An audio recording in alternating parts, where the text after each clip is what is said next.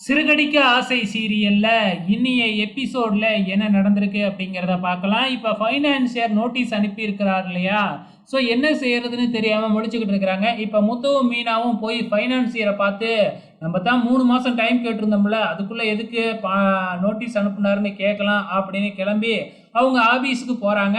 அங்கே போனால் ஃபைனான்சியர் இல்லை. அதுக்கப்புறம் அங்கேருந்து ஃபோன் பண்ணால், நான் அங்கே இருக்கேன் அங்கே வா அப்படின்னு சொல்லி கூப்பிட்றாப்புல. அங்கே போனாலும் அங்கேருந்து திருப்பி நான் ஆஃபீஸுக்கே வந்துட்டேன் இங்கே வாங்க அப்படின்னு நிறைய இடத்துல அலக்களிக்கிறார ஒழிஞ்சு ஃபைனான்சியரை மீட் பண்ண விட மாட்டேங்கிறாப்புல ஃபைனான்சியரு.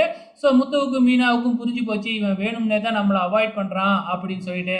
இதுக்கப்புறம் என்ன நடக்குது, ஃபைனலாக நேராக போய் வக்கீலையே பார்க்குறாங்க.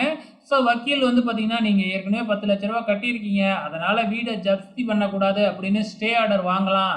ஆனால் என்ன 10 நாள் கோர்ட்டு லீவு, நம்ம ஸ்டே ஆர்டர் வாங்க முடியாது அப்படின்னு வக்கீல் சொல்லிக்கிட்டு இருக்கிறாங்க. ஸோ இப்போ என்ன செய்யறதுன்னு தெரியாமல் நம்ம முத்துவும் மீனாவும் முடிச்சுக்கிட்டு இருக்கிறாங்க. ஸோ ஏமாற்றத்தோட வீட்டுக்கு வராங்க. ஸோ நாளைக்கு என்னெல்லாம் நடக்கும் அப்படிங்கிறத பொறுத்திருந்து பார்க்கலாம்.